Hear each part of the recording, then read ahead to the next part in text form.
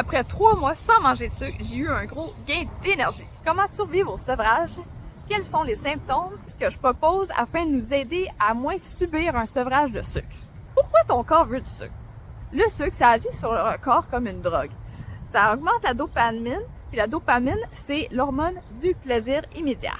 Plus tu en manges dans ton quotidien, plus ton corps aura le goût d'avoir ce sentiment-là. Et les 2 trucs infaillibles à mes yeux pour nous aider à mieux vivre notre sevrage de sucre, faire en sorte de ne pas manquer d'électrolytes et mange de la viande jusqu'à plus faim. Aie pas peur de manger gras. Ça va faire en sorte que tu vas toffer plus longtemps sans avoir faim. Parce que ton corps, d'un coup, qui diminue sa quantité de sucre, il a besoin d'avoir de l'énergie quelque part. Savais-tu qu'on a 2 façons d'avoir de l'énergie? Soit par les glucides ou par les lipides.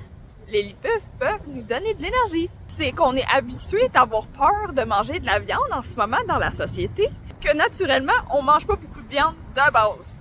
Mais là, si tu dis en plus, hey, diminue ton sucre, mange moins de glucides, ton énergie, c'est sûr qu'elle va dropper. Pendant le temps que tu vis ton sevrage de sucre, oui, tu vas avoir des symptômes, mais c'est super temporaire.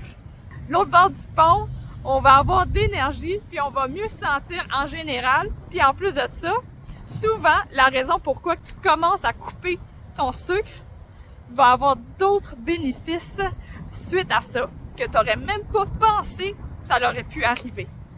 Là, c'est à toi de choisir ton défi. Ça va être quoi que tu vas changer pendant ce temps-là. Disons que tu es une vraie bébite à sucre. Peut-être que ton défi, ça va être tout simplement de diminuer la quantité de cochonneries que tu prends à chaque jour ou diminuer le nombre de journées que tu prends des cochonneries. Si tu en prends 7 jours sur 7, commence par de 1 à 3 jours, tu sais, choisis le nombre de journées, là, que tu prends pas de cochonneries.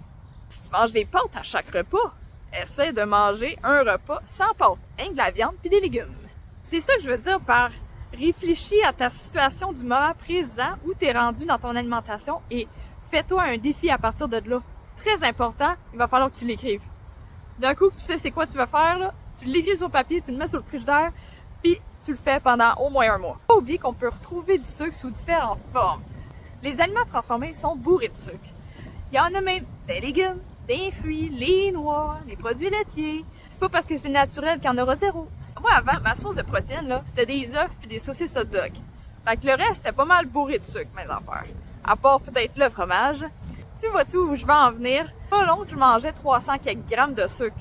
Au bout de la ligne, c'est être conscient de la quantité que tu consommes à travers ta journée.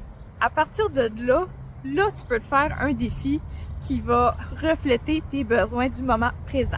Avant, j'étais keto, alors mon 3 mois sans sucre, ça a été 3 mois carnivore.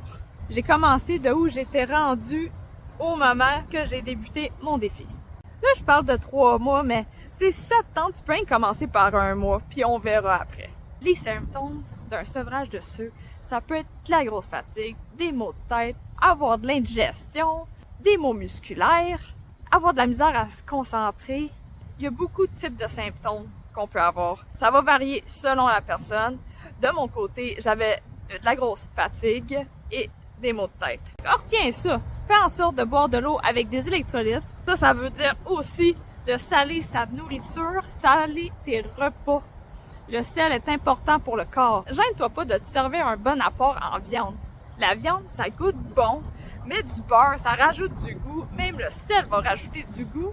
Puis ça va faire en sorte que tu n'auras pas faim avant longtemps. Sois patient, donne-toi du temps, tu vas y arriver.